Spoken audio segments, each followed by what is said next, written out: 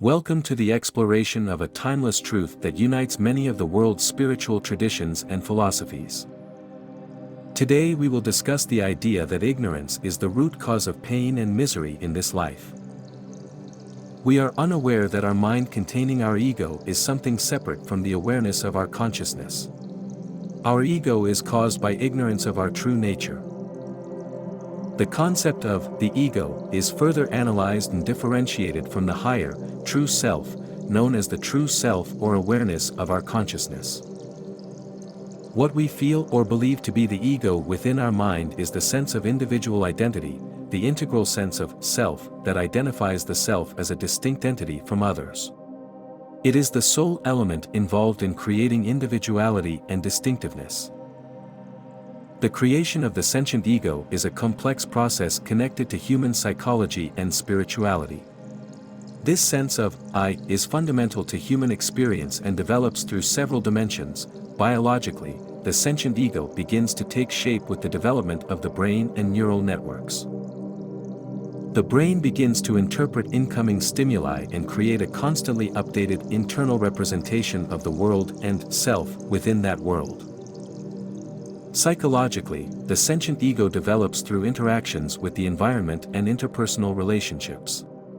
Recognition of the self as a distinct entity that differs from others begins to form in childhood. Self-image, self-esteem, and a sense of personal significance are components that make up this sense of ego. Culturally, the sentient ego is reinforced and shaped by the values, beliefs, and expectations conveyed through family, education, and the larger society. The culture in which we grow up largely shapes how we see ourselves in relation to others and the world. The sentient ego as a temporary, apparent state, caused by ignorance of our true nature, the revelation of which can lead to spiritual awakening or liberation. The true self is the higher, spiritual self that is fundamental, unchanging, and timeless. It is the true essence of every being, identical with absolute, undivided reality. The recognition that the true self is central to the path to liberation. Understanding these distinctions is fundamental to spiritual practice, as it leads to gaining knowledge of the true nature of the self and discarding the illusions of the sentient ego that cause emotional disturbance and conflict. To approach and solve this problem, we need faith, but we also need research. This is the approach taken by Socrates, Jesus, Buddha, Krishna, and others. They said that instead of blindly believing something, such as believing that the ego actually exists in our mind, we should have faith that this state exists but also investigate it mentally to find out the truth. We have to search to find out who we are because the problem is that we are not aware of our nature, so we believe that our ego is our real self.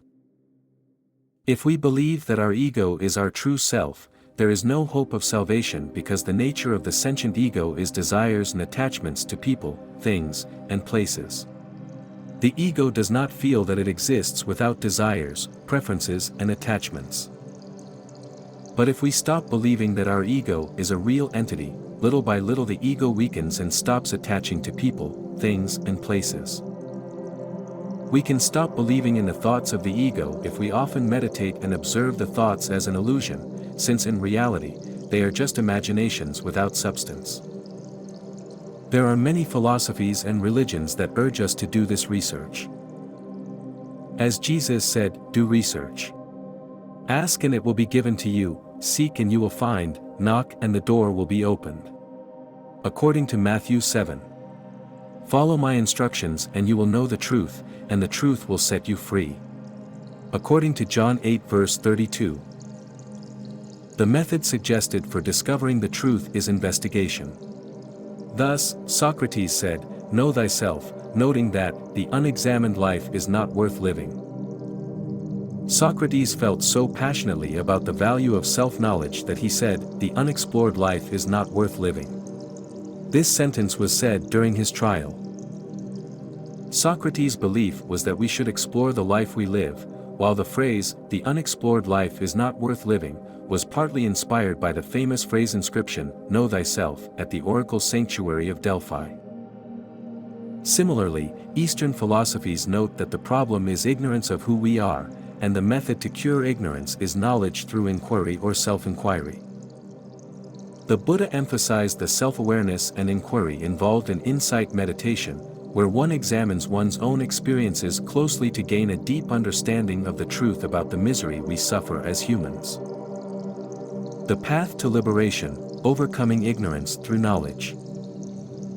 From the ancient wisdom of the Buddha to the teachings of modern thinkers, the consensus is clear: our suffering stems from a fundamental misunderstanding of our true nature, largely due to constructs of the ego. At the heart of many teachings is the idea that ignorance hides our true essence. This ignorance leads to the formation and strengthening of the ego, a sense of a separate self, distinct from the rest of existence. This perceived separation is the source of much of our suffering, as it fosters attachment, desire, and aversion, trapping us in a cycle of dissatisfaction and longing. The antidote to this predicament, as posited by traditions ranging from Eastern philosophies to modern neuroscience, is knowledge, specifically, self-knowledge. By understanding our true nature and the illusory quality of the ego, we can begin to dissolve the barriers that separate us from the rest of existence, leading to a state of liberation. Neuroscience supports these ancient wisdoms through the concept of neuroplasticity, the brain's ability to rewire itself based on new experiences and learning. Practices such as meditation have been shown to change the structure and function of the brain, reducing the sense of a separate self and increasing feelings of connection. To achieve the goal of peace and fulfillment, you need intention. Set a clear intention to seek understanding and knowledge, not only intellectually, but also experientially discovering your true nature. Although knowledge is attained through the intellect, it is realized through the experiential awareness of the truth of who we are. Once you know who you are mentally, you need a daily practice that enhances neuroplasticity and self-awareness, such as meditation, mindfulness, and self-exploration. These practices help loosen the grip of egoic thoughts and beliefs. Explore the teachings of various spiritual and philosophical traditions and contemporary psychology to enrich your understanding of mind and consciousness. Join a community of like-minded people who support your journey.